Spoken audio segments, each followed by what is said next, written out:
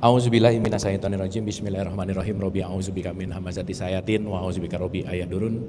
Rabbi shrahli sadri wa yassirli amri wahlul 'uqdatam min lisani yafqahu qawli.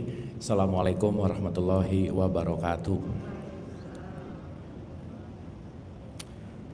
Alhamdulillahirabbil alamin. Segala puji-puji milik Allah Subhanahu wa taala yang atas rahmat karunia kasih sayangnya. Alhamdulillah Ibu dan Bapak yang dirahmati oleh Allah, pagi hari ini seperti biasa kita dikumpulkan di tempat yang mulia ini. Pertama-tama mari kita sama-sama doakan siapapun yang menjadi jalan pertemuan kita di pagi hari ini senantiasa mendapatkan keberkahan dari Allah Subhanahu wa taala. Amin. Salawat serta salam juga kita lupakan, kita sampaikan kepada seluruh nabi dan rasul, wabil khusus baginda besar kita Rasulullah Muhammad sallallahu alaihi wasallam, kepada para sahabat-sahabatnya, tabi'in, pemuka-pemuka agama, wali-wali Allah, pejuang-pejuang bangsa, dan senantiasa sampai kepada kita sampai akhir zaman. Amin, amin ya Allah ya rabbal alamin. Ibu bapak sehat ya semua? Alhamdulillah. Alhamdulillah pagi hari ini kita diberikan nikmat, kita diberikan banyak keberlimpahan dari Allah Subhanahu wa taala untuk dimudahkan langkahnya datang ke Masjid Raya Pondok Indah ini di kajian Babu Salam yang kita cintai ini. Senantiasa langkah kita adalah langkah menuju pengetahuan. Senantiasa pengetahuannya pun tidak hanya dikumpulkan menjadi koleksi, tetapi pengetahuan yang selalu ditransformasikan kepada sebuah perilaku dan akhlak, dan senantiasa apapun yang kita lakukan semua adalah perjalanan menuju kepada puncak dari kesadaran. Salawat serta salam juga kita lupakan, kita sampaikan kepada seluruh nabi dan rasul, wabil khusus baginda besar kita Rasulullah Muhammad sallallahu alaihi wasallam, pada para sahabat-sahabatnya, tabi'in, pemuka-pemuka agama, wali-wali Allah, pejuang-pejuang bangsa, dan senantiasa sampai kepada kita sampai akhir zaman. Amin, amin ya Allah ya rabbal alamin. Ibu bapak sehat ya semua ya? Sehat ibu bapak? Alhamdulillah. Semangat? Udah belajar lagi yang kemarin belum? Nah,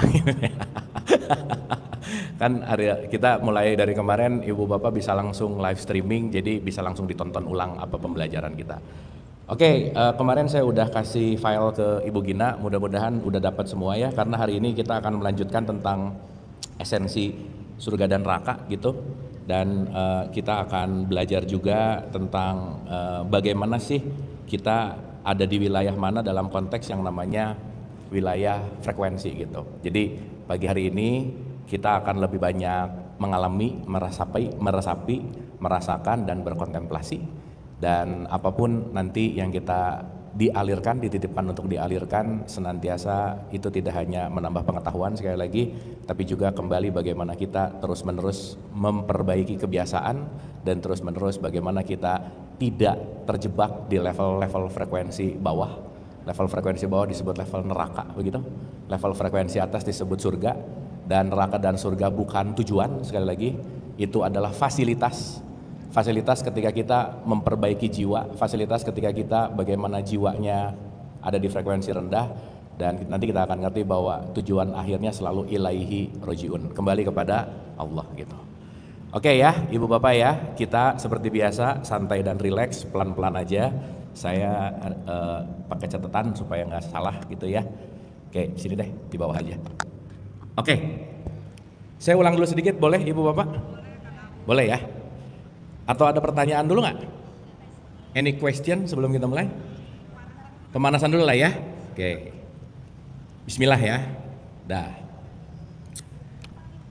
Saya langsung to the point karena ini udah dibahas ulang-ulang, tapi saya mau mundur sedikit bahwa kita ini semua mau kembali. Mau pergi atau mau kembali ibu bapak? Oke. Berarti kalau mau kembali, kita kembali ke titik asal, ke titik mula gitu kira-kira. Ya. Makanya kita bahas dulu, kalau kita bicara dalam tradisi Islam, Allah di surat 32 ayat 9 itu, statementnya adalah aku meniupkan bagianku, aku meniupkan percikanku gitu.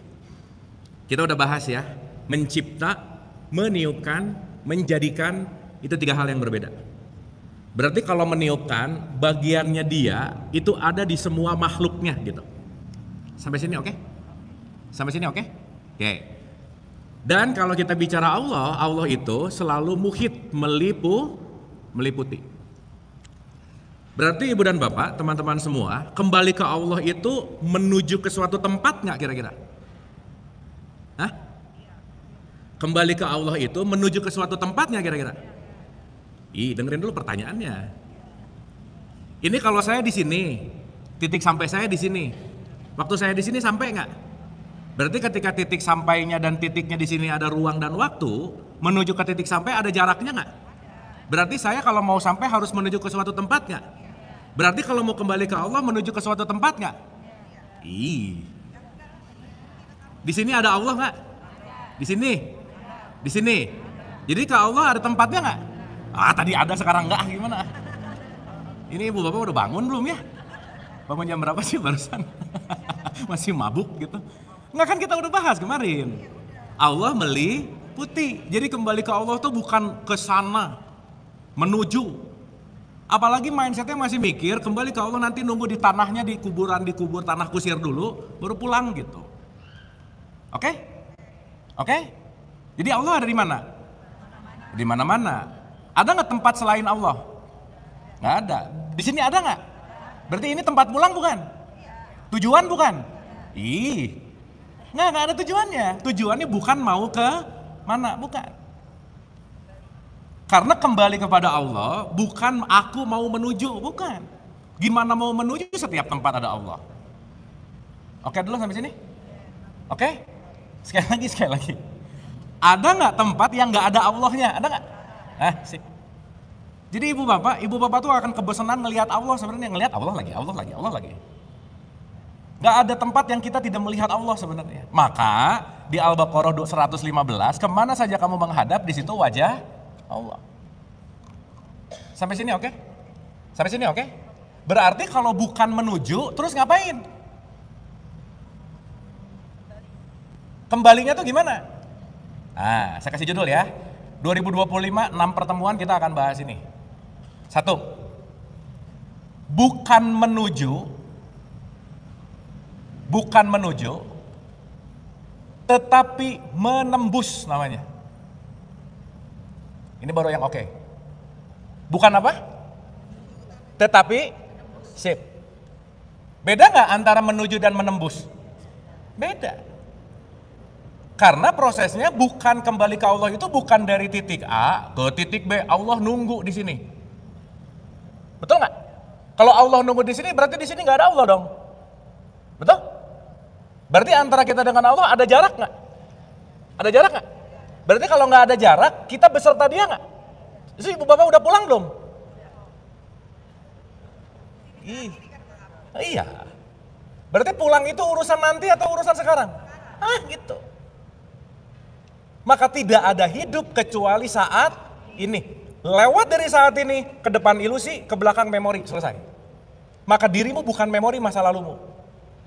Jadi kalau hari ini masih banyak terjebak, aduh aku tuh dulu ya nakal, aku tuh dulu ya apa, itu udah dulu, udah lewat. Kenapa? Forget it. Tapi ambil pelajaran. Jangan sampai memori masa lalu masih membebani kita di detik ini gitu, kan udah lewat. Apalagi yang belum terjadi, bikin kita stres hari ini, kan belum ada gitu. Betul nggak? Padahal nanti kita ngerti setiap detik itu pikiran kita pengen bawa loncat ke depan, belakang, begitu nggak? Iya. Mondar mandir betul. Makanya yang pernah saya tanyakan, ibu bapak ini urusannya maaf ya, sering berpikir atau banyak pikiran yang mana? Udah kelihatan sih, nggak usah dijawab juga, saya iseng-iseng nanya aja gitu.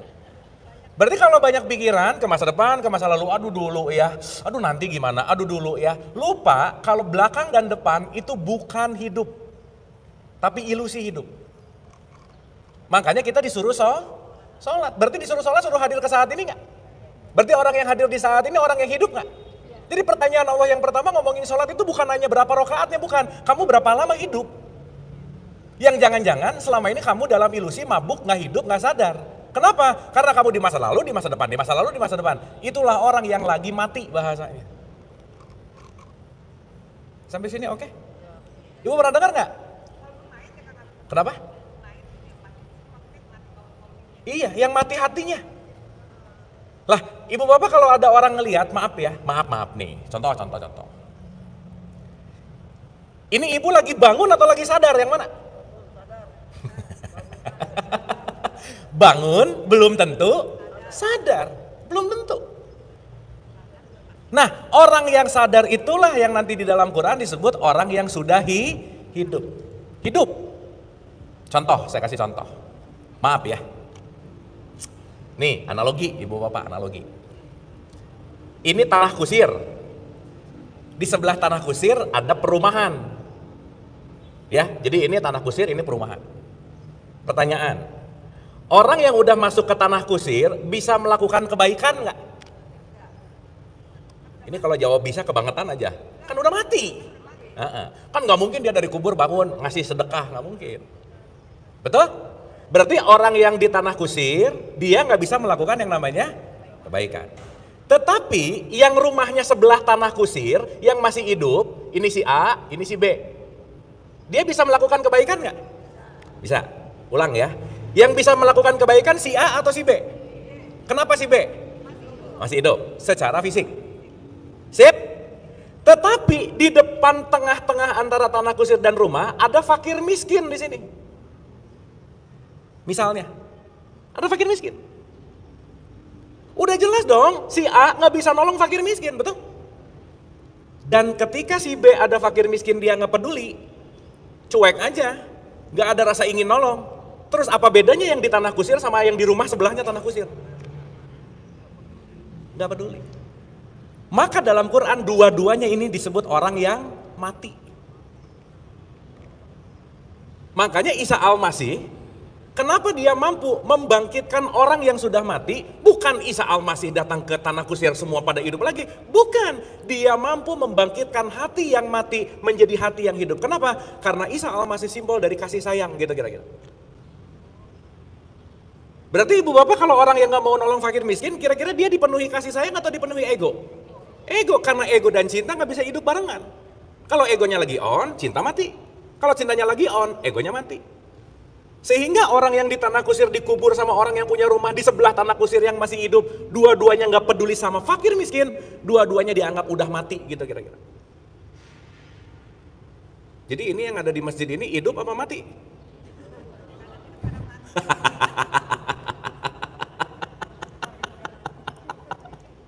Dapat ya? Dan ketika Isa mampu memberikan petunjuk atau kesembuhan bagi orang yang sakit mata, yang nggak bisa ngelihat, itu bukan yang buta, bisa lagi lihat warna. Bukan, dia peka matanya bahwa ini fakir miskin perlu aku tolong. Dan ketika Al-Masih mampu menyembuhkan penyakit kulit, kan bukan jualan produk skincare Nabi Isa, betul nggak?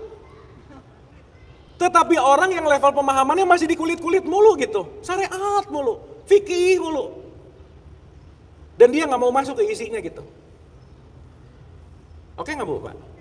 Nah artinya hidup dan mati kita bukan ditentukan kita beraktivitas atau tidak, tapi menghidupkan Allah nggak di dalam dirimu. Karena kalau Allahnya tidak hidup di dalam diri kita, yang hidup adalah diri ilusiku yang namanya ego gitu. Dan sesaat Allah tidak hadir, itu namanya frekuensi neraka gitu kira-kira. Sip ya? Oke? Jadi Allah selalu ada nggak? Tapi kenapa kok bisa orang jadi pelit sama fakir miskin? Di dalam orang yang pelit ini ada Allah nggak? Ada. Tapi kenapa Allah kok nggak hadir untuk memberikan ke fakir miskin? Karena dia jadi orang yang kafir, Allahnya ditutupi oleh egonya. Allahnya ditutupi oleh hawa nafsunya. Maka orang yang menutupi Allah, dia tercover, disebutlah orang yang namanya kafir. Sampai sini oke Ibu Bapak? Oke? Dapat? Paham? Jadi Ibu Bapak lebih banyak hidup, lebih banyak mati sebenarnya.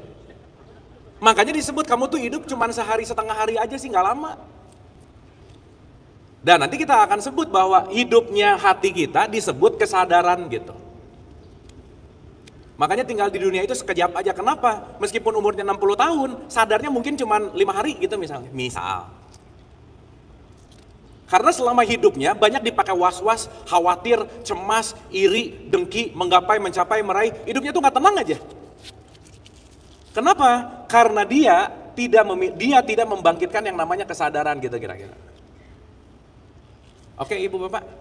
Makanya nanti ada satu statement nih ya, saya pinjam dari perspektifnya. Di Ibnu Arabi, itu ada kata gini, Nabi Muhammad pernah ngomong gini. Banyak dari umatku, mereka tidur. Dan mereka akan bangun ketika mereka sudah mati. Bobo semuanya. dan begitu al-qiyam, begitu bangkit, baru dia hidup gitu. Sip, sampai sini? Oke ibu bapak? Oke nggak ini? Duh, ini kita akhir tahun udah vibe liburan kali ya? Lemas segini sih. Aman? Jadi ibu bapak masih sering sakit kulit nggak? Ibu bapak tahu ciri orang yang sakit kulit itu alergian gitu. Ada yang di sebelah tandanya salib, alergi gitu. Itu sakit kulit tuh. Ini tanggal 25 urusan Natal nggak Natal, ngucapin nggak, ribut, alergi gitu. Heboh gitu. Itu kan dari 10 tahun, 15 tahun yang lalu itu mulu masalahnya. Masa sih mau penyakit kulit mulu gitu kira-kira. Sip ya? Oke? Oke nggak ini? Sip, oke. Sekali lagi Ya.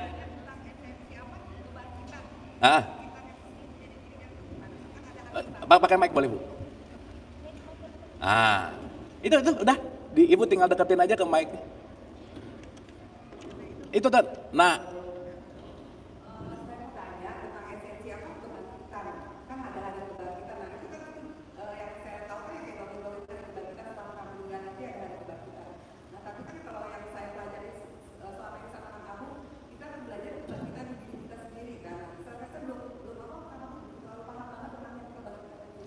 Iya. Ibu suka baca surat Al-Qiyamah nggak? Kayak sok, buka. Surat 75, Al-Qiyamah, 1 sampai berapa ya? 4 lah cukup, jangan banyak-banyak. Sok, buka. Surat 75, 1 sampai 4. Ibu kalau dengar kata kiamat, apa sih yang kebayang? Hancur gitu ya? Ya nggak apa-apa sih. Ada nggak? Sok, dibacain Bu.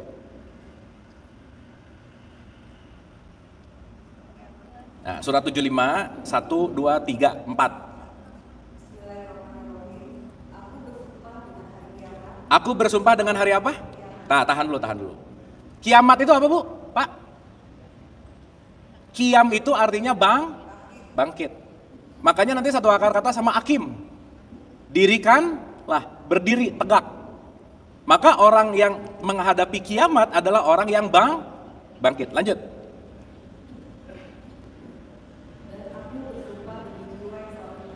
Tahan. Itu kalimat ayat berikutnya ngomongin jasad, ngomongin fisik atau ngomongin jiwa? Berarti kiamat ada di level jasad kita atau jiwa kita? Dua-duanya.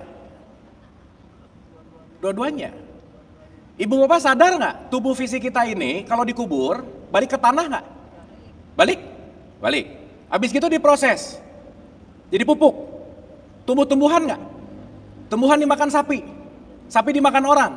Jadi sperma nggak? Jadi sperma membuahi ovum. Jadi tubuh lagi nggak? Jadi ibu bapak bajunya tubuh ini casingnya barang second bukan? Udah nggak usah, biasa aja gitu. Makanya nggak usah sombong-sombong amat. Produk daur ulang. Ini oke nggak ini? Berarti ngomongin kiamat di surat 75 karena kiamat itu ada 6 persepsi ibu bapak. 1, ibu bapak baca Qori'ah artinya kiamat. Waqi'ah artinya kiamat. Haqqoh artinya kiamat. Sa'ah artinya kiamat. At least 4 lah. Ntar ada 6 atau 7 gitu. Tetapi point of view dari konteks yang namanya bangkit, berarti dia lagi berbicara kebangkitan jiwa nggak kira-kira? Maka di ayat 2 itu ada kata-kata lawamah. Saya belokin dulu sedikit. Ya, kita rangkai pelan-pelan nih. Ini mumpung lagi ngalirnya bagus. Gini, saya hapus dulu ini. Ulang ya. Ibu bapak kalau kita dialirkan langsung dari ruhnya Allah, berarti ini kita fitrah bukan? Fitrah itu kan esensi. Oke? Maka fitrah itu artinya asli. Nah, kefitrahan kita ini yang disebut ruh. Dikasih wadah namanya jasad. Oke? Di antara jasad sama fitrah, di sini ada panca indera sebagai alat untuk memasukkan informasi ke dalam diri kita. Maka semua informasi ke dalam diri kita disimpan di jasad atau di fitrah? Di jasad atau di ruh? Enggak dong, di jiwa. Di sini ada jiwa. Maka ayat barusan disebut ngomongin jiwa. Maka jiwa ini nanti dalam bahasa Arab disebut nafs. Jiwa yang levelnya rendah disebut nafsu. Pertanyaan, orang ini mau berbuat baik, mau berbuat jahat, tergantung jasadnya, tergantung jiwanya, tergantung ruhnya, yang mana? Hah? Gini deh, ibu bapak pernah dengar ada kata-kata dimintai pertanggungjawaban? Yang dipertanggungjawabkan itu jasadnya, jiwanya atau ruhnya?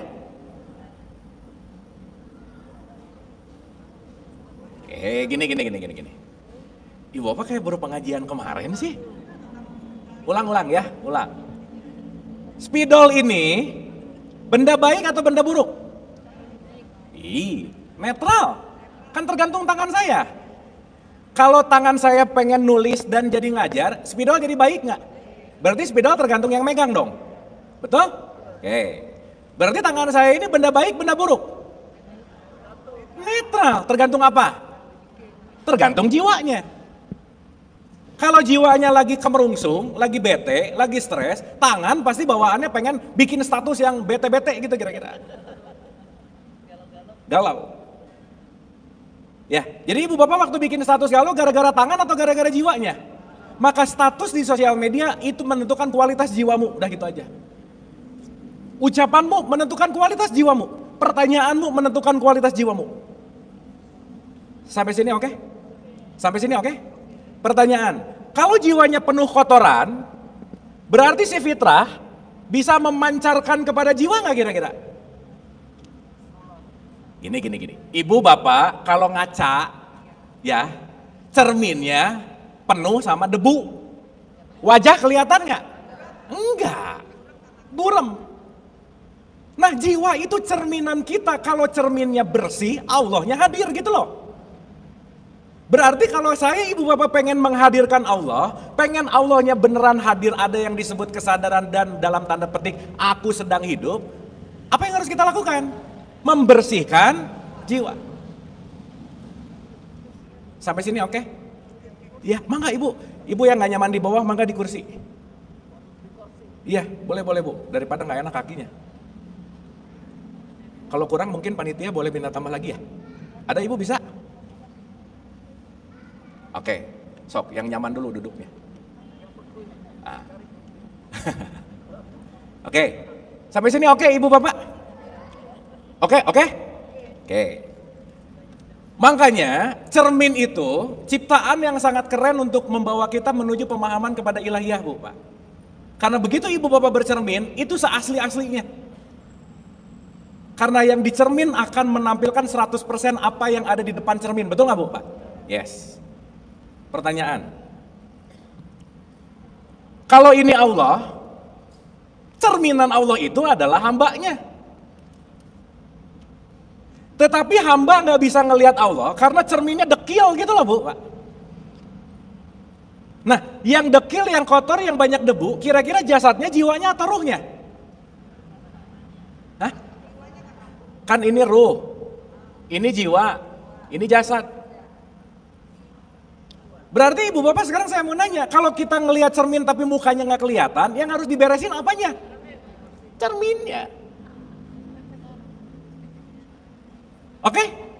Begitu cerminnya diberesin, kelihatan muka nggak? Kelihatan. Kalau ibu bapak ngelihat cerminan mukanya cemberut, yang harus dilakukan ganti cermin atau membuat aku tersenyum? Nah gitu. Kebanyakan orang bangun tidur acak-acakan ngelihat cermin, kaget, buset jelek banget gitu. Akhirnya dia pecahin, cari cermin baru. Cermin masih sama, udah 10 kali baru nyadar, oh iya ya, yang salah bukan cerminnya, tapi siapa yang ada di dalam cermin gitu kira-kira. Sekarang saya tanya, berarti siapapun yang datang ke kehidupan kita, cerminan bukan? Sesaat ibu dan bapak tidak merubah dirinya, cermin itu akan hadir terus gitu. Makanya dalam tradisi Christianity ini disebut Imago Dei, the image of God. Dalam tradisi Islam disebut Holifah. Dalam tradisi Hindu disebut ada Brahman, ada Atman. Percikanku, tasawuf bilangnya begitu. Semuanya sama sebenarnya. Sampai sini oke? Clear? Sekarang saya tanya, berarti apa sih yang membuat aku tidak hidup, tidak menghidupkan Allah? Karena jiwaku penuh kotoran. Kotoran itu penyakit hati. Jadi ibu bapak kalau pelit, jiwanya kotor nggak? Kotor. Ada yang orangnya sholatnya rajin banget tapi pelit, ada? Jangan banyak, nggak enak, ada aja. Berarti dia sholatnya jasad tapi cerminan jiwanya nggak dibersihin gitu loh bu. Oke sampai sini? Nah, simple. Begitu jiwanya makin kotor, ruh ini kan mau menyampaikan cahaya ceritanya kepada jiwa kita. Begitu cahaya mau datang karena penuh kotoran, dia bilang, aku udah gak ada tempat lagi karena kenapa? Jiwanya kotor banget gitu. Makanya selalu Quran mau bicara, kalau kamu pengen dapat cahaya Allah, cuman satu kuncinya, berbuat baik, udah gak ada lagi. Gak disuruh pengajian kok, enggak, pengajian itu urusan knowledge. Makanya ibu bapak ngaji diulang-ulang tapi pelit, susah ngerti pasti gitu. Kenapa? Storage-nya, wadahnya penuh kotoran gitu. Ibu bapak rajin ngaji pelit, nggak ngerti. Ibu bapak sekarang saya mau nanya, maaf ya. Orang yang tercerahkan oleh ruhaniyah di dalam dirinya untuk mendapatkan cahaya kepada jiwanya, itulah yang disebut orang yang mendapatkan hikmah namanya. Orang yang mendapatkan petunjuk. Sekarang saya tanya, berarti saya, bapak-bapak, ibu-ibu, petunjuknya udah ada di dalam belum sebetulnya? Udah. Berarti ada nggak orang yang bisa membuat kita mendapatkan pencerahan? Ada nggak? Kan di dalam pencerahannya. Nggak ada. Yang di luar hanya memancing. Supaya pencerahannya bisa masuk kepada jiwa. Kan saya sering bilang ya, saya tuh sering dianggap, Kang Abu makasih ya pencerahannya. Saya emang nggak bisa ngasih pencerahan. Saya hanya seorang bidan yang membantu siapapun yang saya ajak ngobrol, melahirkan sendiri pencerahan yang ada di dalam. Maka perlu dialektika, perlu ngobrol, perlu diskusi. Kenapa? Semua pencerahan sudah ada di dalam diri kita. Betul nggak Bu Pak? Merasakan ini nggak? Contoh, ibu bapak waktu lagi belajar suka ada gini nggak? Oh, suka nggak? Ohnya dari mana? Di dalam. Cuman baru sadar barusan, kenapa? Karena baru fokus, baru ngelepasin, baru mau nerima. Oh itu. Makanya wajar ya kalau Nabi Muhammad selalu bilang istafti kolbak gitu kira-kira. Sampai sini oke? Sampai sini oke? Berarti penting nggak kita beres-beres jiwa kita? Makanya jadi orang takwa. 1, jangan pelit. 2, pandai menahan amarah. Dan ibu bapak mau tahu nggak obat penyakit hati yang paling manjur? Mau tahu nggak? Gini, kalau orang jahat sama kita, kita boleh balas jahat sama dia nggak? Orang jahat, boleh balas nggak? Boleh. Tapi kalau ngebalas ada titik baru di sini. Oke? Atau gini deh saya tanya, kira-kira ibu bapak jiwanya banyak kotoran nggak? Nah, bagus, sudah jujur kali, bagus. Nah, berarti sadar. Nah, banyak ya? Sekarang saya tanya, ibu bapak pengen bersih nggak kotoran jiwanya? Pengen. Siapa yang bisa membersihkan? Hanya kasih sayang Allah. Tugas kita cuma bersedia untuk Allah bersihkan. Nggak bisa Bu Pak, kita nggak bisa ngebersihin hati kita, nggak bisa. Tugas kita hanya bersedia. Nanti ngerti pelan-pelan. Nah sekarang saya tanya, kalau cahaya ruhani ini ingin menerangi jiwa sehingga jiwa dan ruhani ini menjadi sesuatu yang saling berkaca, jadi khalifah, berarti jiwanya perlu bersih nggak? Perlu bersih nggak? Nah, cara terbaik membersihkan jiwa. Nah, surat 5 ayat 45, coba buka. Tadi berapa? 75 ya? 5:45. Al-Maidah ayat 45. Pakai mic ya Bu.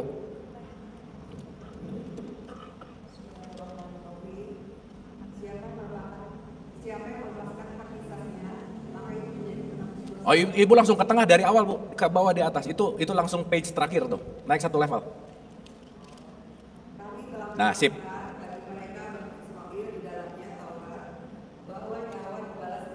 Apa katanya Bu Pak? Nyawa dibalas nyawa. Mata dengan mata. Hidung sama hidung. Telinga sama telinga. Gigi sama gigi. Luka pun ada kisosnya. Jadi boleh ngebales nggak sebenarnya? Boleh, boleh. Tetapi, nih kerennya nih, lanjut. Tahan dulu. Contoh. Kita tahu bahwa hubungan hidup kita ini cuma ada 3 segitiga besar. Trinity namanya. Allah, aku, orang lain, external world. Saya, orang lain, Allah. Sip? Oke? Pertanyaan. Kalau kita semakin baik hubungannya sama Allah, berarti jiwanya semakin oke nggak? Semakin oke nggak? Sip. Berarti siapapun yang datang ke kita adalah jalan bagaimana aku memperbaiki hubungan baik dengan Tuhan. Kenapa? Karena siapapun yang datang ke kita pasti juga datang dari Dia supaya kita beneran bisa make a good relationship sama Allah itu sendiri. Sampai sini oke nggak? Oke. Berarti ketika jiwa kita kotor, ditambah lagi kotoran, hubungan sama Allah baik atau buruk? Buruk pasti. Pertanyaan, kalau ada orang ngehina, boleh ngehina lagi nggak? Boleh, tapi satu titik nambah baru nih, cetek. Oke? Berarti ibu bapak saya, bapak-bapak, ibu-ibu punya hak kisos nggak? Hak loh namanya. Berarti haknya boleh dipakai nggak? Tapi Allah bilang, barang siapa tidak menggunakan hak membalas itu, kalau kamu nggak ngebalas, nggak pakai haknya, dan lebih mementingkan hubungan baik dengan aku, keren banget kalimatnya. Aku tebus semua dosa-dosa kamu, habis Bu, Pak, semuanya. Lanjut Bu ayatnya. Siapa yang melepaskan hak kisahnya, maka itu menjadi penebus dosa bagi. Menjadi penebus apa? Jadi kalau ibu bapak saya ngelepasin hak kisos, dosa lunas nggak? Lunas nggak? Dosa ngumpulnya di jiwa nggak? Iya, berarti kalau dilepasin hak kisosnya, bersih nggak kira-kira? Ibu bapak sorry to say, sebelum kita pandai memaafkan, jangan harap kita akan masuk kepada kesadaran itu, nggak mungkin. Contoh, ibu bapak tahu kisah Nabi Muhammad yang dilempari kotoran sama orang Yahudi? Nabi Muhammad ngebalasnya apa? Ngasih makan. Kenapa? Karena dia tahu, daripada aku membenci orang lain yang membuat hubunganku sama Tuhan gak baik, mendingan aku maafin tapi hubungan saya sama Tuhan lebih baik gitu kira-kira. Tapi ibu bapak maaf ya, kadang-kadang pembalasan itu jadi penting banget gak? Hah? Iya. Berarti jangan-jangan aku lebih mengutamakan egoku untuk ngebalas daripada hubungan baik sama Allah gitu kira-kira. Berarti ibu bapak, siapapun yang datang ke kehidupan kita, tugasnya cuma satu, membawa kita memperbaiki hubungan baik dengan Allah. Gimana caranya? Lepasin tuh hak kisosnya. Dalam bahasa ketakwaan yang namanya pandai memaafkan kesalahan orang lain. Sok saya nanya, masih banyak yang belum dimaafin nggak? Makanya ditanya bingung mulu gitu, puyeng gitu. Tapi kalau ibu bapak udah nggak banyak lagi, ya misalnya ya cuman 1 lah. Beda antara orang yang punya dendam 10 sama dendam 1. Kenapa? Space jiwa untuk cahayanya lebih banyak gitu. Ibu bapak maaf ya, dendam adalah salah satu tenaga yang akan nyedot energi kita. Jadi kita nggak akan pernah bisa fresh dalam hidup gitu. Dendam dipelihara, mending pelihara kambing. Nanti bulan haji potong ya. Dendam dipelihara lagi makin gede. Oke Bu, Pak. Sip. Pakai mic boleh Bu?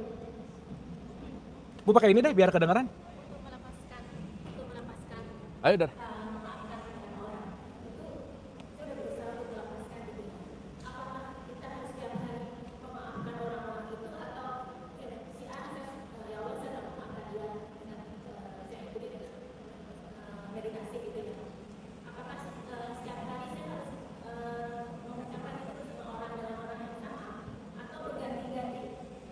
Ibu banyak banget ya berarti yang mau dimaafin gitu maksudnya?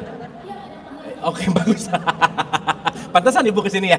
Iya, ibu harus terima kasih loh. Kalau tidak ada orang yang membuat kita sakit hati, ibu bapak nggak akan belajar gini-gini loh. Iya, cuek aja. Nah, maaf ya, maaf nih. Di bulan Ramadan, di ending pas mau Lebaran, suka ada kata gini nggak? Mohon maaf lahir dan itu sebenarnya ketuker, Bu. Yang penting dimaafkan itu bukan lahiriahnya dulu, batin kitanya dulu diberesin. Karena bukan masalah dia, permaafan itu masalahnya di sini nih. Gitu, Bu. Dan nanti ibu bakal ngerti sih, ibu berusaha memaafkan sih gitu. Coba ibu nggak usah berusaha. Kalau berusaha kan gini terus nih. Ya Allah, mau memaafkan. Ya udah. Letting go. Lepas. Ya. Terlalu banyak mikir, lepasinnya pakai metode apa ya? Kayaknya harus gini dulu, harus gini. Iya.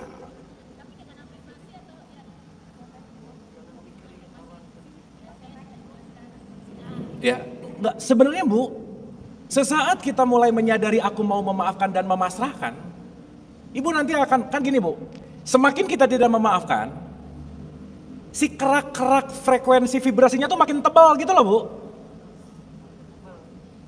Ibu Bapak pernah dengar ada satu hadis ngomong gini gak? Janganlah menyimpan dendam atau marah atau dengki lebih dari 3 hari, pernah dengar gak? Kenapa? Semakin lama kita menyimpan kebencian, semakin keraknya tuh banyak. Jadi ibu bapak kalau ngumpulin dendam udah 3 tahun, pengen maafin dalam 2 hari, nggak bisa. Sama analoginya gini lah. Dari lahir sampai umur 40, makan banyak, lemak banyak. Baru sadar umur 40, kenapa? Kena stroke gitu misalnya. Harus diet. Pengen six pack. Bisa nggak nge-gym 2 bulan, ngumpulin lemaknya 30 tahun, bisa nggak kira-kira? Nggak bisa. Baru pertama kali nge-gym kayaknya aku gagal deh. Ya baru pertama kali nge-gymnya juga. Biasanya habis seminggu udahan gitu. Gitu gak Bu? Berarti proses memaafkan seumur hidup gak? Ya udah. Dan ciri orang yang sudah memaafkan itu sederhana. Mengingat tanpa emosi, udah gitu aja. Karena memaafkan itu bukan melupakan, bukan. Karena kita gak bisa ngelupain, apalagi hal-hal yang krusial, itu gak bisa. Hal yang ekstrim tuh gak bisa dilupain. Gak apa-apa. Tapi gak mau berinteraksinya kenapa? Berarti, ya ibu tahu sendirilah jawabannya. Itu namanya pura-pura memaafkan sih. Gitu. Nggak gini. Berinteraksi atau tidak, itu sebenarnya nggak penting. Tapi niatku melakukan itu apa? Tanya ke dalam. Beda antara berinteraksi malas sama berinteraksi aku mau membuat self love dan self boundaries, itu beda. Gitu. Ya aku udah memaafkan, aku nggak mau berinteraksi. Tapi begitu dengar namanya, nah udah sama aja. Nah, ya udah bagus. Sip ya.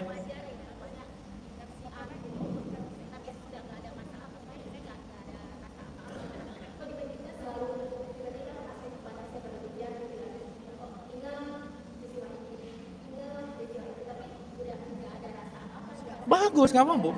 Iya. Makanya ibu dan bapak begitu ada pikiran, nggak usah login. Apalagi subscribe gitu, ngerti gak? Ini setiap ada pikiran buruk subscribe jadi teng-teng, oh jelek, teng-teng gitu. Apalagi masang lonceng. Udah ibu bapak logout tuh. Begitu ada yang lewat, oh saksikan. Kalau nggak penting, lewatkan. Iya. Sip ya. Tapi nanti kita ngerti bahwa begitu datang masih ada, oh berarti belum. Dan ibu bapak gak usah sok-sokan udah maafin sih, gak usah, udah. Kalau belum maafin ngaku aja. Karena begitu makin pura-pura, aku tuh sebenarnya udah maafin. Pret banget sih biasanya gitu. Makanya tidak ada kata ikhlas di surat Al-Ikhlas, bener gak? Karena memaafkan itu bukan urusan mengucapkan, tapi kamu sudah menerima total gitu kira-kira. Ini ibu bapak kayaknya banyak masalah memaafkan ya, ibu.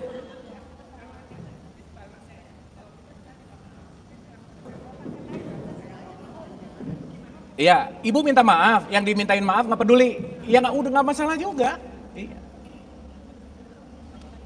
Gitu. Kan yang paling penting di dalam diri kita dulu, betul nggak? Yes. Ini sampai sini oke nggak? Ini kayaknya pantas ya nggak paham-paham ya. Udah ibu bapak setahun itu kita nggak usah kajian, ibu maafin dulu deh semua. Baru belajar lagi.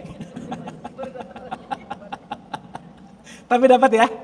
Nah sekarang yuk, ibu bapak cek jiwanya masing-masing ya. Kita cek masing-masing. Ini paham nggak sampai sini? Oke? Berarti kalau jiwanya pengen jadi cerminnya Tuhan, jiwanya penting dibersihkan nggak?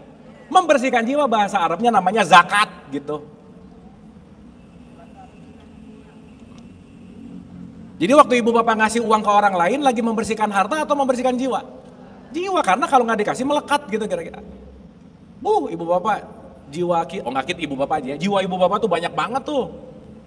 Kotoran-kotorannya gitu. Anak lah, cucu lah, rumah, warisan lah, tas bermerek lah, wah udah banyak. Dan itu pelan-pelan penting untuk didetach gitu.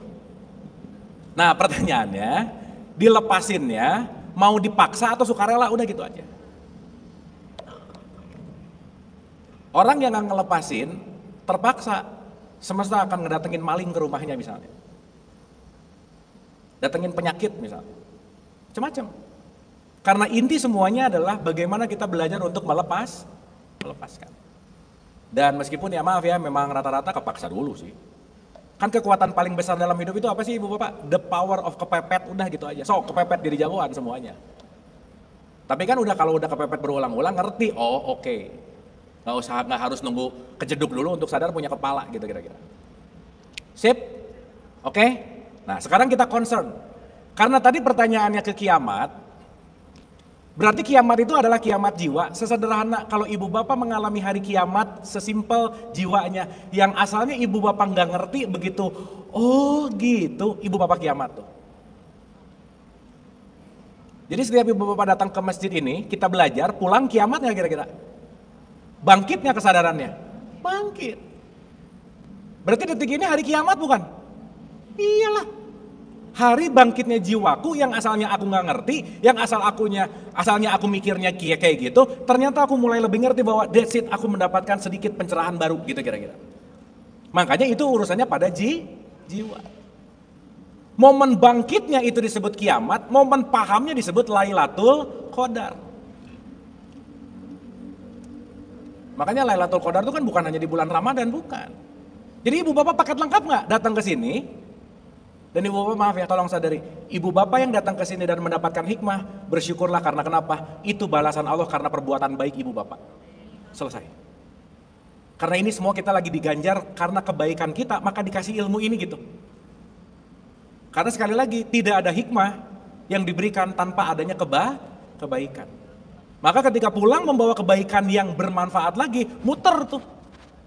Makanya jangan pernah lelah untuk berbuat baik.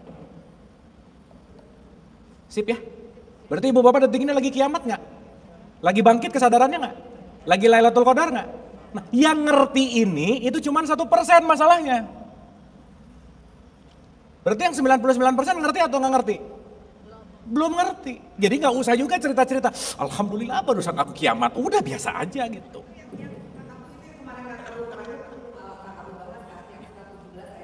Yes. Makanya di 17:36, janganlah kamu melakukan sesuatu yang kamu tidak mempunyai pengetahuan tentangnya, betul nggak? Kenapa? Pendengaran, penglihatan, dan hati akal pikiran akan ada konsekuensinya. Jadi ibu bapak jangan ngeluh, gara-gara nanam cabai, keluar cabai. Ya Allah kenapa ya buahnya cabai nggak durian? Ya kamu nanamnya cabai kok gitu. Sip? Oke? Ntar ini tuh diem merenung atau diem puyeng ya? Tapi make sense nggak? Dapat nggak? Makanya nanti Quran ngomong hari kiamat itu dekat bu. Dan hancurnya gunung itu simbol pikiran. Pikiranmu hancur semuanya. Kenapa? Karena kebangkitan itu hadir gitu. Bukan hancur ini, bukan.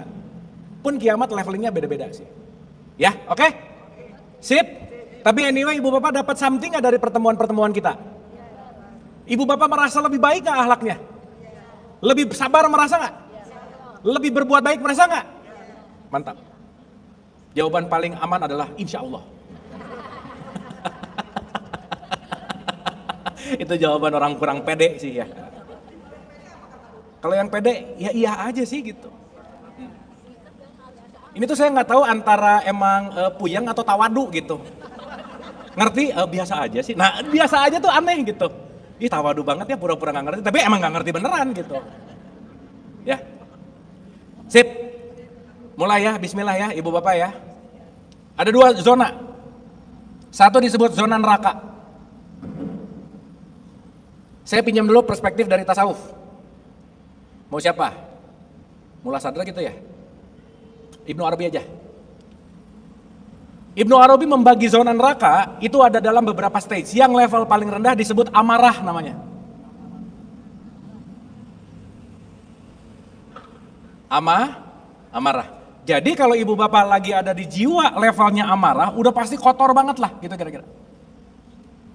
Cuman kita tuh nggak tahu amarah itu ciri-cirinya apa gitu kira-kira. Ya, ibu bapak tahu dulu levelnya ya.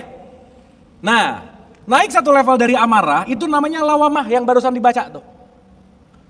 Dan jiwa ketika ada penyesalan namanya lawamah.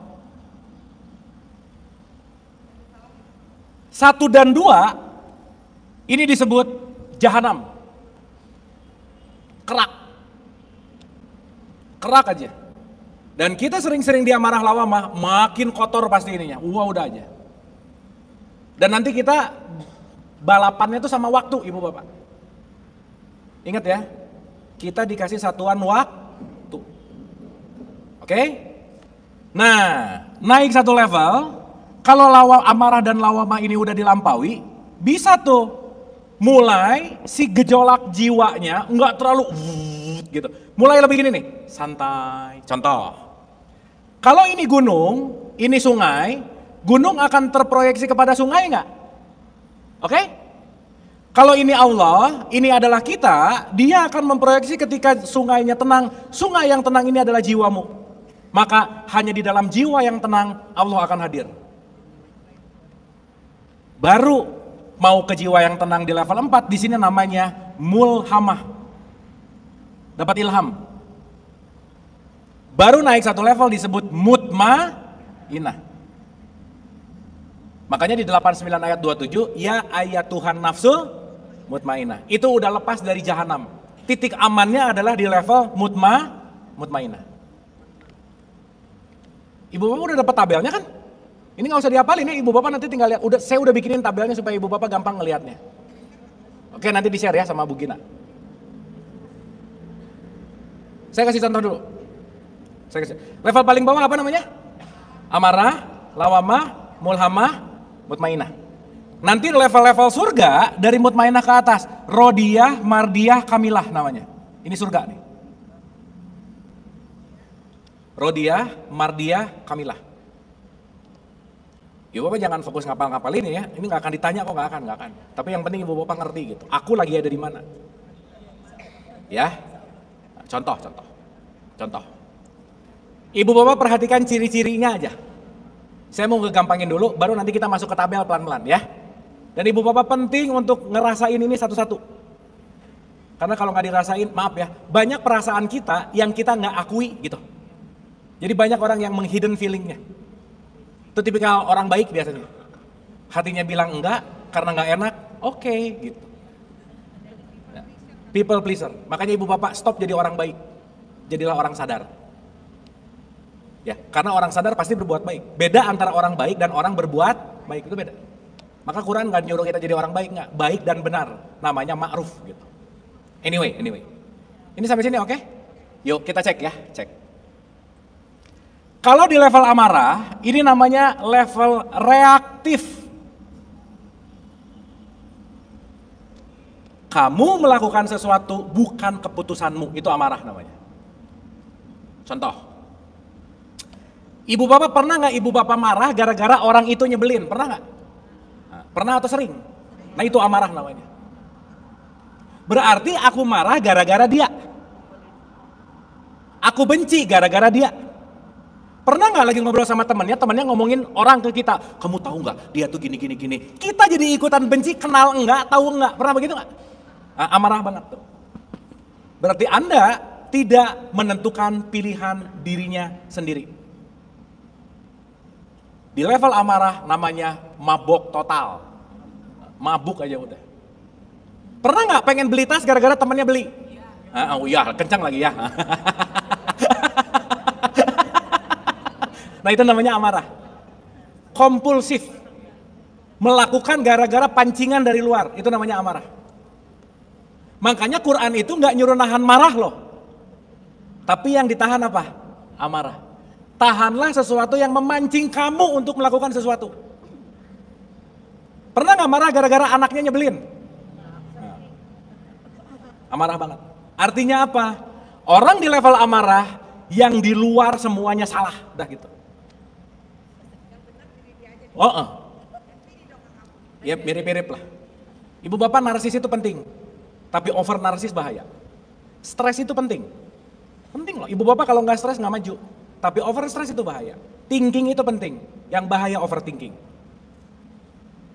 Ya, jadi kalau ada orang ngomong, aku tuh stres, bagus. Kalau nggak stres, nggak nyari jalan keluar, betul nggak? Maksud saya nggak nyari solusi gitu. Oke, saya komain ya, komain. Jadi kalau Allah pengen menampil di jiwa, Allah pengen menampil di kita, jiwanya perlu tenang nggak? Sip. Di level amarah kira-kira jiwanya tenang nggak? Enggak, udah pasti. Itu. Tetangga beli mobil pengen, tetangga beli kompor yang panas gua gitu. Tetangga tuh ya kerjanya nggak jelas tapi beli mulu mobilnya, udah aja, gitu-gitu aja. Tuh orang amarah tuh. Berarti external world-nya dia itu jauh lebih penting daripada dirinya gitu. Ya, ibu bapak tolong ingat ini baik-baik aja. Kalau ibu bapak kita semua menyangka bahwa masalah itu adalah orang lain terus, masalah itu ada di luar diri kita terus, maka yang bermasalah adalah dirimu, udah gitu aja. Aku tuh masalahnya. Udah ini di level akut aja di sini nih. Jahanam tuh namanya. Oke? Di level amarah, kalau mau menggunakan bahasa yang gampang, itu level paling rendah adalah selalu merasa dirinya tidak berharga, namanya shame. Aku mah apa sih? Kayaknya nggak pantas deh ngobrol sama orang itu, kenapa? Dia tuh levelnya ini, aku tuh levelnya di sini gitu. Ibu bapak penting membedakan rendah hati sama rendah diri. Rendah diri namanya minder. Orang yang minder itu di neraka jahanam. Kenapa? Karena dia merasa dirinya tidak berharga gitu. Ibu masih ingat tes berharga nggak? Sok, sekali lagi tes ya. Tolong jawab ini dalam waktu 1 detik. 1 detik. Berapa detik? Kenapa 1 detik? Supaya jujur. Kalau orang ditanya kamu gini, udah mikir, nyari alasan, berarti kurang jujur. Makanya ibu bapak kalau mau nanya jujur atau enggak sambil agak-agak, woi, set, nah itu pasti jujur gitu, 1 detik. Siap ya, jawabnya di hati aja. Saya ngomong, langsung jawab 1 detik. Siap? Siapa orang yang paling berharga dalam hidup ibu bapak? Dah. Siapa yang jawab dirinya?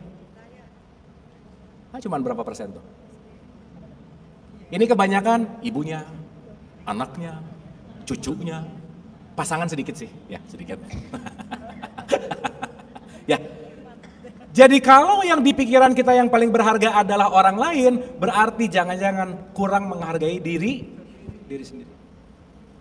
Aku mah gak apa-apa deh, yang penting anakku bahagia. Aneh bu, gimana anaknya mau bahagia kalau emaknya enggak gitu. Pun anaknya, yang penting orang tuaku bahagia, dianya gak bahagia, gimana caranya orang tuanya bahagia? Dan lucunya ibu bapak 80% saya survei di mana-mana begitu pertanyaan tadi 80% yang dipikirinnya orang lain semua. Berarti banyak orang yang gak sayang sama dirinya. Gimana mau nyayangin orang? Gimana mau ngobatin orang lain kalau dirinya lu sakit gitu kira-kira? Oke? Sip? Jadi siapa dulu yang harus diberesin? Udah pokoknya gak usah, gimana ya anak saya tuh supaya rajin sholat loh, supaya masuk surga. Udah. Ibu saya udah pernah cerita belum ya? Ibu bapak yang punya cucu atau anak Gen Z, itu sangat apatis sama pengajian bu. Sok ajak ngaji, malas pasti. Mengalami gak? Nah ngaji ya, gitu. Kenapa coba mereka apatis? Ngelihat produknya emaknya yang sering ngaji kayak gini juga gitu masalahnya. Emak juga kayak gitu, sering ngaji gitu. Malas gitu. Nah berarti kan concernnya bukan masalah di kajiannya. Karena pembelajaran yang terbaik bukan ceramah, bukan wejangan, tapi contoh. Oke? Sip? Jadi hati-hati sama level minder, shame. Naik satu level dari shame itu namanya guilt, merasa bersalah. Ibu bapak udah saya kasih kok, ya. Nanti bentuknya tuh warna-warni gini. Nanti ibu bapak ngerti. Oke? Yang berikutnya rasa apa? Bersalah. Naik satu level dari rasa bersalah itu namanya apatis. Apatis itu putus asa. Ibu bapak kalau ada merasa minder, banyak merasa bersalah, dan banyak putus asa, itu lagi ada di neraka jahanam, udah gitu aja. Suka ada nggak rasa-rasa ini? Kalau ada, jangan lama-lama. Lampaui. Oke? Nah, naik satu level, itu namanya adalah kesedihan yang mendalam, sedih. Takut, greed, banyak mau, marah, dan sombong. Nah ini level agak naik sedikit. Jadi kalau banyak saya sedihnya yang mendalam, contoh, ditinggal pasangannya meninggal, sedihnya 10 tahun gitu misalnya, hati-hati. Sedih boleh, tapi kasih waktu. Karena kalau sedih terus, kita akan terperangkap di level rendah tuh. Jadi dari mulai 1, 2, 3, 4, 5, 6, 7, 8 level inilah yang disebut level neraka. Sampai sini oke? Jadi waktu ibu bapak pengen ngambek, pengen marah, pengen julid, pengen diam dulu di neraka nih gitu. Jiwaku lagi di neraka. Pertama akui. Jangan pernah menolak perasaan yang datang. Begitu ibu bapak ada rasa khawatir, aku sedang sadar akan khawatirku. Itu dulu. Jangan gini nih, khawatir, jangan khawatir. Jangan khawatir, jangan. Semakin ditolak, dia makin kuat. Jadi kunci utama untuk kita naik dari neraka ke surga, kunci utamanya apa? Letting go namanya. Jangan pernah memodifikasi perasaan. Kalau ibu bapak lagi marah, marah aja. Lagi kesal, kesal aja. Diterima. Tetapi yang perlu diwaspadai bukan berarti ibu bapak lagi kesal terus mencaci maki orang lain. Hati-hati. Ingat rumusnya ya. No wrong feeling, yang ada wrong action. Contoh. Ibu bapak termasuk suka marah atau sering marah? Suka aja ya. Suka, boleh, bagus. Marah energi bukan? Energi. Jadi begitu datang marah, terima marahnya. Aku lagi marah, pause. Ini energi nih. Aku pakai buat apa ya? Tanyain itu. Ibu bapak tahu Taylor Swift ya? Taylor Swift itu kan sering diputusin sama cowok, sering putus lah intinya. Setiap putus bikin lagu. Ya putusnya nyedihin sih, tapi jadi duit. Ini udah diputusin, melempar-lempar, piring, udah kehilang pacar, hilang piring, rugi gitu bu.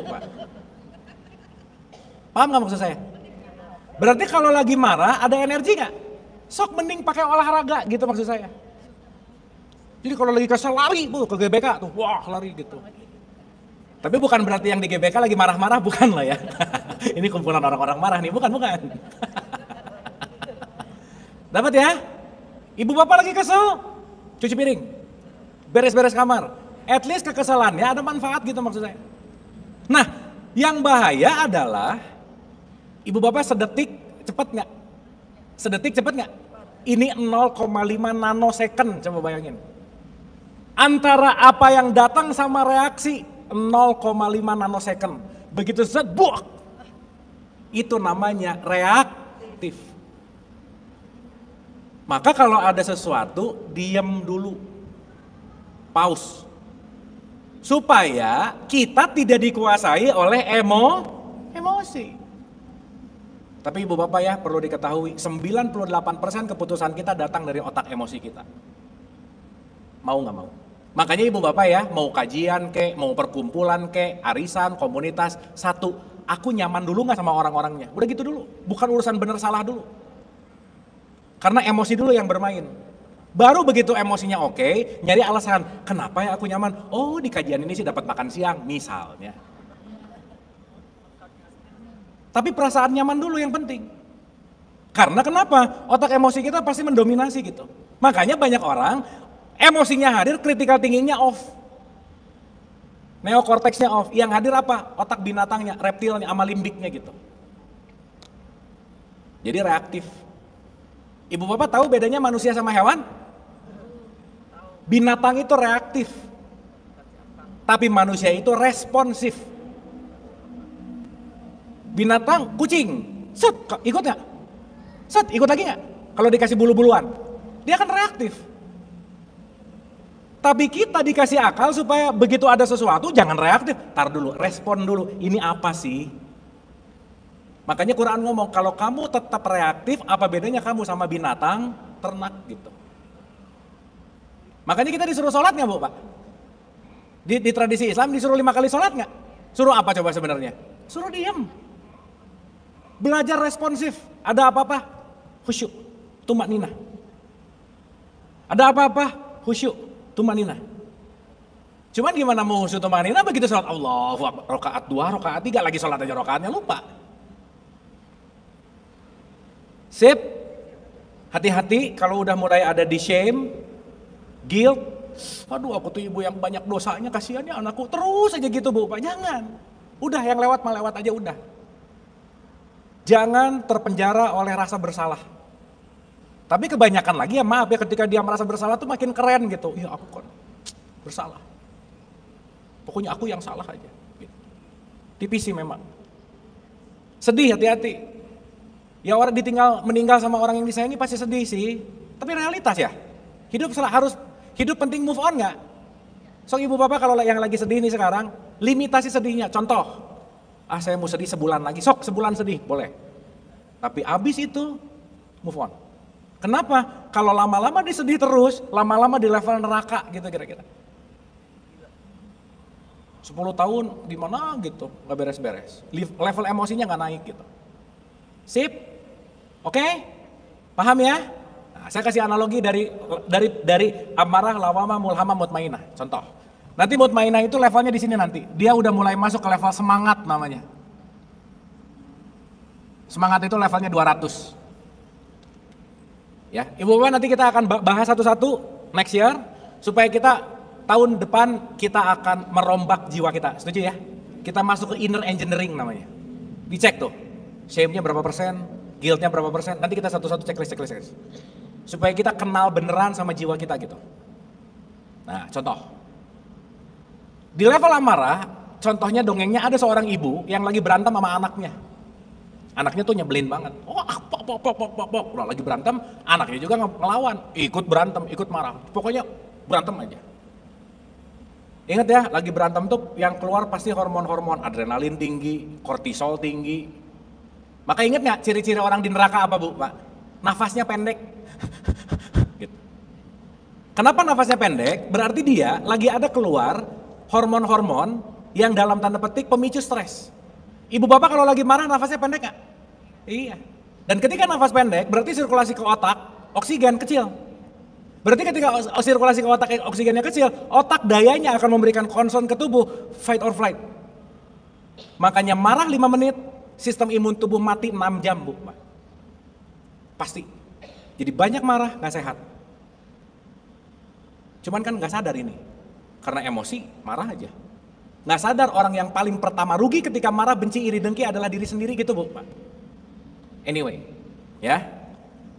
Begitu beres udah kan marah juga ada capeknya, break dulu ceritanya. Teng break. Ya, anaknya masuk ke kamar, ibunya masuk ke kamar. Di situasi yang udah lumayan agak tenang, udah nafasnya. Makanya ibu bapak kalau lagi kesel, tarik nafas. Ya boleh sambil istighfar sih. Nah itu malatah namanya. Nah, istighfar masyarakat kita tuh banyak yang latah Bu Pak. Istighfar itu kan mengingatkan untuk kembali. Return, kembali ke normal, ke netral gitu. Nah, jadi ibu bapak, salah satu bukti kita punya ruh, kita punya nafas. Nafas itu sang hidup loh, penting banget. Nafas itu nggak pernah bobo, dan gak pernah lelah mengurus kita, betul nggak? Nah, ayat kursi itu ada di situ nanti kita ngerti. Makanya kenapa ayat kursi cenderung untuk menolak setan, betul nggak? Setan itu adalah bisikan-bisikan yang ngebuat kita emosi terus gitu kira-kira, Bu. Cuman sekarang justru malah bukan ayat kursi untuk menolak setan, sekarang setannya rebutan kursi masalahnya gitu kira-kira ya ceritanya. Nah, sesaat si ibunya udah mulai masuk ke kamar, anaknya masuk ke kamar, lebih santai nggak? Nah, begitu santai, nafasnya udah oke, naik nih dari level bawah ke level lawamah. Ya ampun, kenapa tadi ngomong gitu ya masih kakak gitu. Suka gitu nggak, Bu, Pak? Ibu bapak ngomong dulu baru nyesal atau nyesal dulu baru ngomong, yang mana yang sering? Ya udah kelihatan lah levelnya ya, nggak apa-apa. Oke, makanya di 75 ayat 2, begitu abis ngomong aku nyesal, itu kiamat 1 namanya. Namanya lawamah. Ya ampun, dah. Kalau udah nyesal, Bu, Pak, itu biasanya mulhamah datang, ada ting dari dalam bilang, minta maaf. Ada tuh. Kenapa? Karena paling cepat untuk naikin kita dari dari neraka ke surga, maafin, udah gak ada lagi. Letting go. Baru diilhami itu dari dalam. Karena waktu marah gini nih. Waktu udah mulai di lawamah, ada space. Gitu.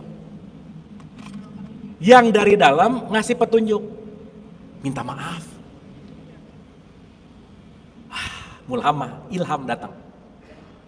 Dah, dengan petunjuk itu buka pintu, mau ke kamar anaknya. Nah, ini bisa kejadian, begitu mau ke kamar anaknya ada telepon dari temennya. Lagi apa lu? Lagi bete. Kenapa? Ini anak gua gini-gini. Wah, terus aku mau minta maaf. Temennya ngomong, masa kamu yang minta maaf? Anaknya yang salah. Kepikiran lagi gak? Nah, setan datang tuh. Jadi kalau setan yang di dalam udah beres, yang di luar akan bertugas kita kira-kira. Bisa gak jadi pancingan ketika orang ini ngomong, iya benar juga ya, kan dia yang salah. Bisa gak dia balik lagi, nunggu aja dia yang minta maaf. Bisa begitu gak? Tetapi karena sudah, a'udzubillahi minasyaitonirrajim. Aku berlindung dari godaan-godaan setan. Ibu bapak, setan bentuknya apa? Ibu bapak lagi ngaca ngelihat setan gak? Iya. Udah aja langsung to the point, aku gitu aja. Nah, berarti ketika yang nelpon itu tidak digubris, karena kenapa? Akan banyak banget yang akan menarik kita ke level bawah terus gitu. Banyak banget. Udah, gak mau saya denger nih ocehan-ocehan si dia. Tutup, datang ke kamar anaknya. Nak, maaf ya, mama lagi emosi. Mama minta maaf. Bu, Pak, itu langsung mutmainah pasti. Biasanya jadi drama-drama peluk-pelukan. Anaknya langsung, iya aku juga, jadi drama aja gitu ceritanya. Tapi di momen itu, sadarilah sedang ada masa transisi dari neraka menuju pertengahan surga. Iya. Ibu bapak sebenarnya kalau ibu bapak mau nuju, surga nanggung. Tujulah Al-A'raf namanya. Al-A'raf itu lebih tinggi daripada surga dan neraka. Makanya nanti surat Al-A'raf bilang, top of the top dari siapapun, bukan penghuni surga, bukan penghuni neraka, tapi penghuni Al-A'raf namanya. Tempat yang lebih tinggi gitu. Anyway, nanti kita bahas. Sampai sini oke? Sampai sini oke? Dapat? Kira-kira ibu bapak di level-level yang barusan kita baca, hari-hari sering nggak? Nah, sok dirasa-rasa. Kalau sering, oke, ibu bapak jadi ngerti kenapa permasalahannya itu lagi. Kenapa yang datang begitu lagi. Orangnya udah beda sih, tapi permasalahannya sama gitu. Tempatnya udah beda, tapi case-nya itu juga. Ibu bapak mau kabur pindah kota, nggak ngaruh. Udah saya mau menghindar dari masalah di Jakarta, pindah ke Solo, ketemu gitu lagi, pasti. Kenapa? Karena bukan urusan kotanya yang penting. Bukan urusan tempatnya yang penting, tetapi frekuensi yang menariknya itu yang penting. Meskipun tempat juga ada pentingnya sih. Sampai sini oke? Clear? Clear? Dapat ya? Nah, setelah di level, kalau udah ada semangat, ibu bapak ingat ya, lihat nih. Semangat dan sombong beda tipis, Bu, Pak. Cuman beda satu level. Jadi kalau ibu bapak terlalu bersemangat ngaji, hati-hati jadi sombong, pengen nyeramahin orang mulu kerjaannya, hati-hati loh. Alih-alih lagi semangat, padahal lagi sombong gitu. Tipis loh. Tapi mending jadi orang sombong daripada orang apatis gitu kira-kira. Kenapa? Semakin levelnya di bawah, semakin energinya rendah. Makanya ibu bapak kalau orang depresi itu nggak mau keluar dari kamar biasanya. Even dari kasurnya nggak mau. Kenapa? Bensin energinya habis. Dan sesaat ibu bapak siapapun yang ngerti ini merasa ada sesuatu sama mentalnya, jangan pernah ragu-ragu datang ke profesional, kalau nggak ke psikolog, psikiater. Jangan ke orang pinter, hati-hati. Jangan aneh-aneh gitu. Karena masyarakat kita tuh ya rada aneh urusan kesehatan ibu bapak. Tahu kalau ban bocor ketambal ban, betul nggak? Tahu kalau mau beli bahan bangunan ke toko material. Ini sakit datang ke dukun gitu, aneh nggak bu pak? Sakit mah datang ke ahlinya dong. Kalau jiwa datangnya kemana? Psikolog, kalau nggak ke psikiater gitu. Oke ibu bapak? Sip ya? Nah, kalau udah ada rasa semangat, ibu bapak maaf ya, jangan lupa semangat itu gratis. Nggak beli. Cek, begitu ibu bapak bangun tidur nggak ada antusias, there is something wrong with your soul. Begitu bangun, nah udah aja. Begitu bangun tuh nggak ada antusias, nggak ada semangat, nggak ada apa, cek. Makanya keren di tradisi Islam begitu bangun langsung disuruh ketemu air, refreshment energy, langsung disuruh terkoneksi. Makanya ada subuh. Kurang semangat, duha. Itu keren banget tuh. Jadi duha tuh bukan begitu duha rezeki datang, bukan, ketenangan hatimu yang akan membuat kamu melihat sesuatu yang kamu tidak lihat sebelumnya. Itu rezeki namanya. Jadi bukan duha kenapa? Biar rezeki lancar. Bukan gitu poinnya. Tapi membuat jiwaku tenang. Sampai sini oke ibu bapak? Oke nggak ini? Oh ini udah mutmainah kayaknya ya. Sip. Maka di level atas semangat itu namanya netral bu pak. Udah. Hal buruk datang. Ibu bapak kemarin saya dapat satu doa keren banget. Saya mau bacain doanya. Takut salah, nyontek. Di dalam perspektifnya Ibnu Arabi, Nabi Muhammad sering banget mendawamkan doa ini, Bu Pak. This is very beautiful. Doanya kira-kira begini. Auzubillahi minasyaitonirrajim. Bismillahirrahmanirrahim. Allahumma arini al-asya'a kama hiya. Artinya apa? Ya Allah, perlihatkanlah kepadaku segala sesuatu sebagaimana adanya. Perlihatkan segala sesuatu kepadaku seapa adanya. Berarti netral nggak? Netral. Ingat ibu bapak, di luar diri kita semuanya netral. Yang membuat itu baik, itu buruk adalah persepsi kita. Maka orang yang netral, sakit, oke. Sehat, oke. Kenapa? Nggak akan disebut sehat kalau nggak pernah sakit. Dan sakit adalah pembeda untuk bagi yang sehat. Dua-duanya satu paket yang nggak bisa ditolak gitu. Keren banget nih. Berarti Nabi Muhammad minta perlindungan dari hijab-hijab sudut pandang atau apa ya bahasanya ya? Perspektif nggak? Contoh. Ibu bapak orang lain bisa nyakitin hati kita nggak? Ih tadi udah mutmainah sekarang mabok lagi. Emangnya cepet jadi mabok tuh cepet ya bu? Dengerin dulu pertanyaannya. Orang lain bisa nggak bikin kita sakit hati? Nggak bisa. Nah, kalau kita tidak mengizinkan, berarti dia ini menyebalkan atau dia ini tidak menyebalkan gara-gara dianya atau gara-gara maknanya? Makna. Begitu ngelihat oke, aku senang. Begitu ngelihat nggak oke, aku bete. Berarti dia belum melihat seapa adanya. Betul nggak? Ibu bapak disebut, ibu-ibu nih khususnya. Ibu cantik deh, seneng nggak? Seneng dong. Masa sih disebut cantik nggak seneng? Aneh namanya. Ya. Tapi kalau disebut, ibu gendutan deh, seneng nggak? Lebih senang mana disebut cantikan atau gendutan yang mana? Padahal mau kata-kata cantik maupun pesek maupun gendut maupun jelek semuanya hanya suara yang kita maknai. Maka ya Allah limpahkanlah kekuatan kepadaku untuk bisa melihat seapa adanya. Wah ini keren banget Bapak. Top aja. Tapi ini jangan dijikir-jikirin doanya doang, jangan loh ya. Tapi kita belajar dalam realita. Maka di sini levelnya adalah netral. Sampai sini oke? Oke. Abis netral, saya langsung aja naik ke atas ya ibu bapak ya, biar cepet ya. Level top of the level dan seterusnya. Di situ ada yang namanya thinking, berpikir sehat. Apa artinya? Ibu bapak kalau lagi marah, ibu bapak enggak mikir. Maka yang dilakukan pasti enggak ada critical thinking. Buta, quote and quote.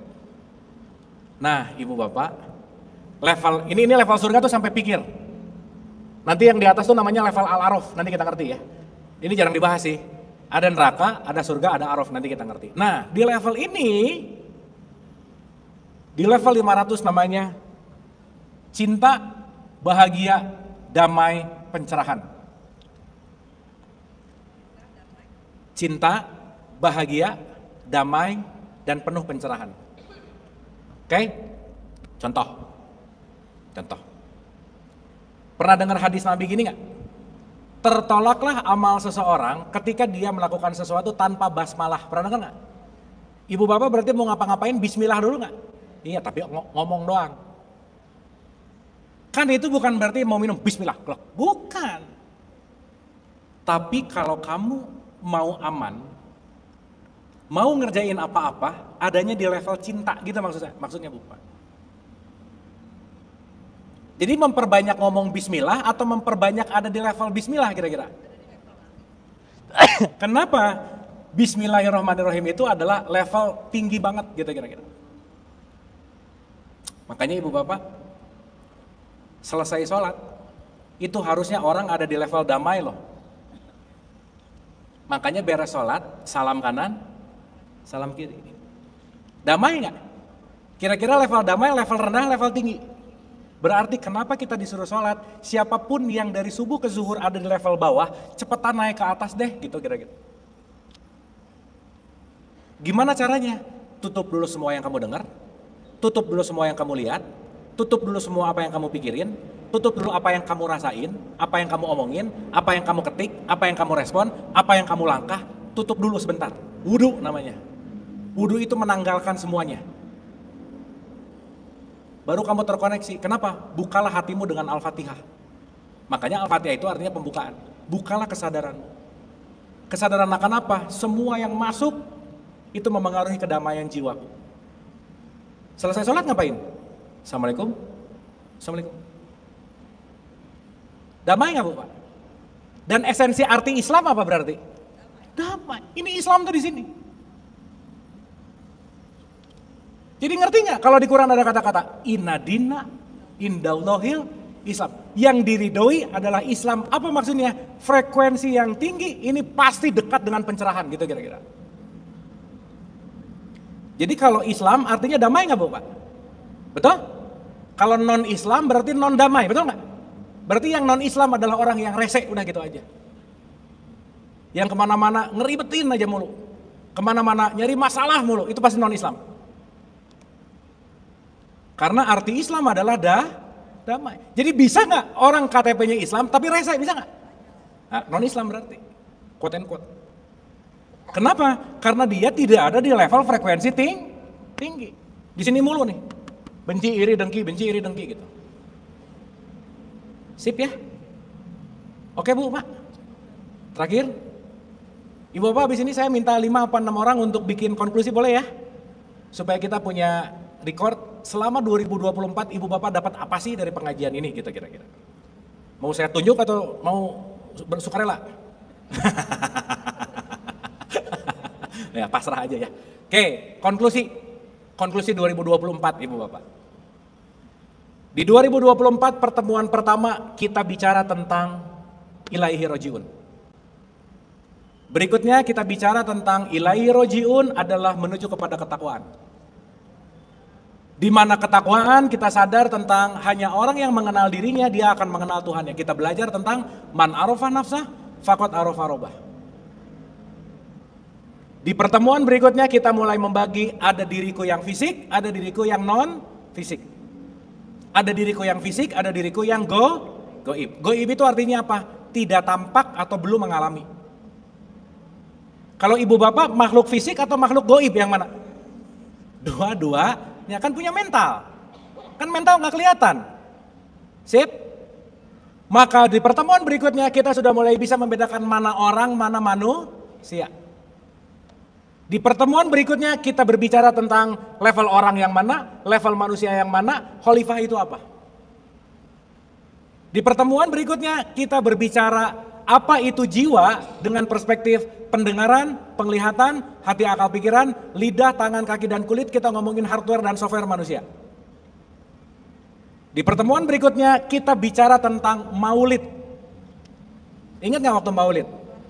Kita bicara tentang apa bedanya Muhammad, Nur Muhammad, Nabi Muhammad sama apa tuh satu? Ahmad bin Abdullah. Di pertemuan berikutnya kita ngomongin kurban.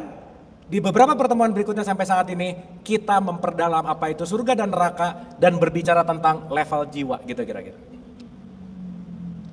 Dan Ibu Bapak boleh saya sampaikan 2024 ini bahkan belum mulai apa-apa. Ini baru pemanasan, not even start gitu. Sip ya. Dan saya harap apapun yang kita udah pelajari emang sesuai dengan wadahnya, kapasitasnya, tapi yang paling penting Ibu Bapak jangan lelah untuk terus mau belajar dan bertumbuh, itu intinya. Sip ya. Kesimpulan besarnya Ibu Bapak, semoga 2025 kita semua jauh bisa lebih mencintai dan menghargai diri. Dan dengan cinta ke dalam kita akan bisa merefleksikan ke seluruh di luar diri kita. Setuju? Sip? Oke? Oke? Oke? Paham? Atau puyeng? Ya udah, mau paham mau puyeng terserah Ibu Bapak aja ya. Paling terakhir, saya minta dari ibu-ibu 3, dari bapak-bapak 3 untuk memberikan resume. Kira-kira setahun ini saya dapat apa sih? Ilmu apa sih? Atau apa yang berubah? Atau testimoni satu orang sekitar 2 atau 3 menit. Silakan, ada yang mau? Silakan. Pakai ini, Bu, pakai. Ibu boleh berdiri nggak? Supaya kelihatan, Bu, kan di record. Pede, Kang Abu. Oh ya udah. Assalamualaikum warahmatullahi wabarakatuh. Salam. Saya di sini mau bilang ini ya Kang Abu, mau ngomong mengucapkan banyak terima kasih kepada Allah yang kepada Kang Abu. Terus terang saya mau cerita yang pengalaman saya Kang Abu ya. Saya kenal Kang Abu tuh 2021. Waktu itu saya lagi down banget, kena saraf kejepit, lumpuh ya, saya nggak bisa jalan. Terus saya down banget, terus kena mental saya juga kena, terus saya kena anxiety disorder. Terus tapi waktu itu saya buka-buka YouTube, ketemu kajian Kang Abu gitu. Terus di situ saya kayak dapat kayak apa Kang Abu kayak, aduh masya Allah, pas banget apa yang saya alami. Terus jawabannya itu pertanyaan banyak di pikiran saya. Pas ngeliat Kang Abu, kajian Kang Abu di YouTube itu saya langsung, masya Allah ini kayaknya yang saya selama ini saya cari. Alhamdulillah Kang Abu. Nah terus saya ikut terapi, terus tapi banyak terapian dari Kang Abu itu yang saya buat saya masya Allah, pokoknya masya Allah deh Kang Abu deh. Gitu saya mau bilang saya kayaknya mengenal benar-benar mengenal diri saya dulu, baru saya bisa mencapai mengenal Tuhan saya gitu Kang Abu. Terus banyak Kang Abu ya pokoknya banyak membantu banget ya Kang Abu. Saya terima kasih sangat sama Kang Abu. Insya Allah Kang Abu diberikan umur panjang, bisa untuk memberikan selalu pencerahan kepada saya. Ya itu aja Kang Abu. Atur nuhun Kang Abu. Bu, terima kasih. Ibu boleh tunjuk satu? Bu Gina boleh. Ke Ibu Gina dulu boleh. Ibu Ketua. Bismillahirrahmanirrahim. Assalamualaikum warahmatullahi wabarakatuh. Jadi Kang Abu memang muda usia dan pengajian Babu Salam itu sudah termasuk tua usia. Tapi tua bukan berarti value-nya itu lebih baik daripada yang muda usia. Di Babu Salam ini dari mulai awal sampai sekarang ada 21 tema. Dan tema itu tiap tahun diulang dengan guru yang berbeda supaya tidak mengkultuskan guru. Nah kemudian tasawuf dan marifatullah itu adalah pelajaran yang sudah diberikan bertahun-tahun. Saya mengikuti Kang Abu sebelum saya undang ke kajian sama Babu Salam itu gara-gara pandemik ya Kang Abu ya. Betul, mungkin Kang Abu masih ingat ya almarhumah Ibu Dini. Nah itu kan, nah itu saya pertama kali tahu Kang Abu, saya mengikuti di TV. Saya merasa ini tasawuf marifatullah yang memang apapun yang kita pelajari dalam Islam ini, fikih, kemudian pengenalan itu yang paling penting ada pengenalan cinta Allah dan cinta Rasul. Dan Kang Abu tuh memulai bagaimana esensial kita kenal Allah, kenal Rasulullah melalui diri kita sendiri. Karena jauh kita belajar apapun amalia-amalia, bagaimana sholat-sholat, apapun kita pelajari ya di luar sejarah ya. Kalau sejarah memang itu berbeda ya. Hukum-hukum Islam baru kena itu semuanya di kolbu kita bila kita itu sudah yang Kang Abu ajarkan mengenal diri kita, mengenal Allah dan Rasulullah. Karena apa di sini? Pelajaran terakhir mengenai memaafkan diri itu satu kunci ya. Karena apa? Kalau kita sudah berdamai dengan kolbu kita sendiri, insya Allah apapun yang datang ke diri kita, insya Allah kebaikan. Itu Kang Abu, ya saya doakan Kang Abu insya Allah panjang umur manfaat dimanapun berada, menjadi rahmat bagi hamba-Mu lainnya, dan menjadikan ilmu-ilmu yang Kang Abu berikan adalah rahmat bagi kalau saya suka mengatakan astagfirullahaladzim, semesta alam. Apa namanya? Astagfirullahaladzim, Kang Abu tuh astagfirullahaladzim, lupa nih saya ini kalau udah umur segini nih suka kenapa jadi tolalit apa ya, aset maksudnya Allah Tuhanku. Insya Allah Kang Abu jadi asetnya Muslim Indonesia, amin Allahumma amin. Hatur nuhun Ibu, terima kasih. Satu lagi boleh? Oh ya, silakan Ibu. Ibu Nah, mangga. Yang di belakang. Oh iya. Saya anterin.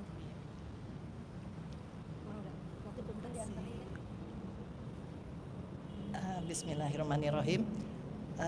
Selamat siang semuanya. Saya di sini mengenal Kang Abu tuh belum lama gitu. Saya sampai mau nangis nih ya gitu.